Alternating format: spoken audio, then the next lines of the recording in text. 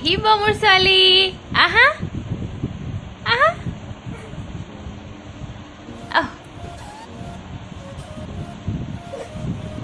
ইছামো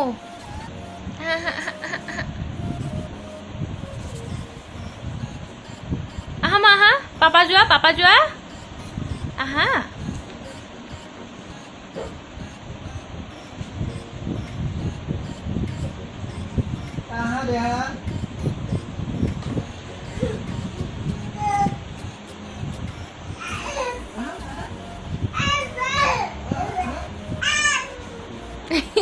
না তুমি ওচৰ নাযাবাচোন তাইক আহিব দিয়া আয়ো ভাগৰ লাগি গলো ইস ইস ইস ইস ইস ও জানি আহিব যে ও বাবা বাবা এ ধৰি দিলে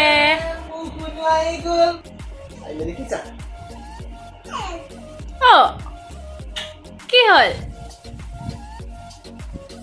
নমস্কাৰ আমাৰ চেনেলটোলৈ আপোনালোক সকলোকে পুনৰ এবাৰ স্বাগতম জনাইছোঁ ইয়াৰ আগৰ ব্লগটোতো গাড়ীৰ পৰাই ব্লগ আৰম্ভ কৰিছিলোঁ আৰু আজিও গাড়ীৰ পৰাই ব্লগটো আৰম্ভ কৰা হৈ গ'ল মানে আজি গাড়ীত আছোঁ এইকাৰণে যে আজি মই ভেকচিন ল'বলৈ গৈ আছোঁ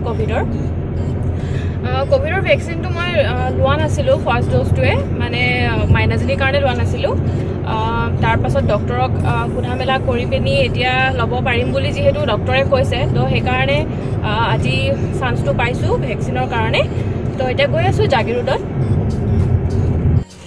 ভেকচিনটোৰ কাৰণে জাগিৰোড হাই ছেকেণ্ডেৰী স্কুললৈ গৈ আছোঁ আৰু এওঁ কিবা কাগজ এখন আনিবলৈ গৈ এতিয়ালৈকে আহি পোৱা নাই মই গাড়ীতে বহি আছোঁ মাইনাকো লৈ অহা নাই তাই আইতাকৰ লগত আছে কি ল'লে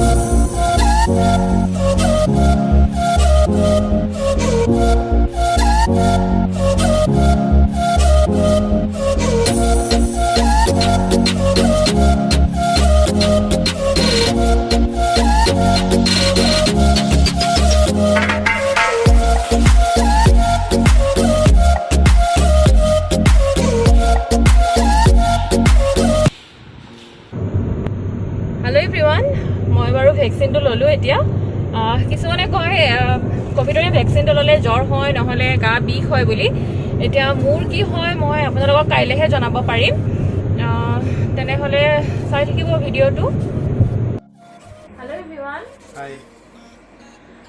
মই যোৱা পৰহিয়ে ক'ভিডৰ ভেকচিনটো লৈছিলোঁ আপোনালোকক কৈছিলোঁ যে দেখাইছিলোঁ ভেকচিন ল'বলৈ যাওঁ বুলি কিন্তু যোৱাকালি মোৰ ভিডিঅ' কৰা নহ'ল কাৰণ মোৰ গাটো খুব বেয়া আছিলে আপোনালোকক এতিয়া মই তাকে কওঁ বোলো কথাখিনি যোৱা পৰহি মই 12টামান বজাত ভেকচিনটো ল'লোঁ লৈ পিনি ঘৰ আহিলোঁ ঘৰ আহি ভাত পানী খালোঁ খাই কৰি মানে মোক এওঁ ক'ভিডৰ ভেকচিনটো লোৱাৰ কাৰণে জ্বৰ নুঠিবলৈ এটা পেৰাচিটামল ন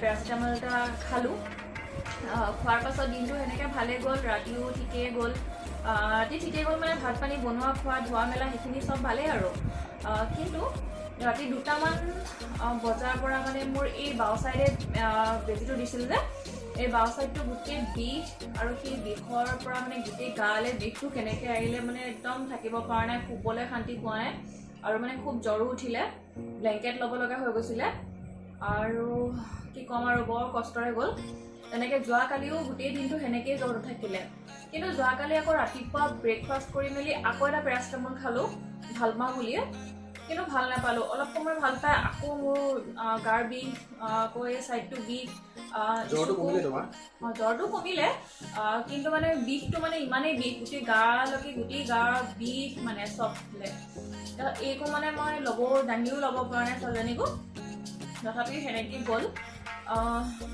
যোৱাৰ পাছত ধৰক আজি মানে পিছদিনা আৰু পিছদিনা অকণমান এতিয়া ভাল পাইছোঁ, বিষটো এতিয়াও অলপ অলপকৈ আছে, কিন্তু আগৰ তুলনাত যথেষ্টখিনি ভাল পালোঁ। তো সেই বোলে আপোনালোকক মই কথাখিনি শ্বেয়াৰ কৰোঁ, যিহেতু কৈছিলোঁ শ্বেয়াৰ কৰিম বুলি, তো ভাবিলোঁ কৈ দিলোঁ আৰু আপোনালোককো। প্ৰথমে ভাবিছিলোঁ যে ক'ভিডৰ ভেকচিনটো নিদিয়া বুলি পেলাই, কাৰণ কি বহুতৰ পৰা শুনিলোঁ যে ব্ৰেষ্ট ফিডিং কৰি থকা মাকৰ কাৰণে ভেকচিনটো ইমান এটা মানে ঠিক নহয়। তাৰপিছত তাইৰ লগত বহুতে দিয়াও নাছিল।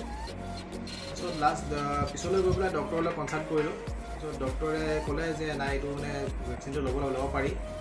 তাৰপিছত ময়ো চিন্তা কৰিলোঁ, একচুৱেলি কি হয়, মোৰ অফিচৰ কামত মই বাহিৰত গৈ থাকোঁ, মানে গুৱাহাটী যাওঁ, বজাৰ কৰোঁ। চ' মইতো ভেকচিন লৈ ল'লোঁ। এতিয়া যদি বাই চান্স মই যোৱা সময়ত যদি মোৰ ক'ভিড হৈ যায়, কাৰোবাৰ খুচৰি আহে, মই ঘৰলৈ বেক কৰিম। ঘৰলৈ বেক কৰাৰ পিছত সেই বেমাৰটো এৰিলৈ খুচৰাৰ চান্স থাকে।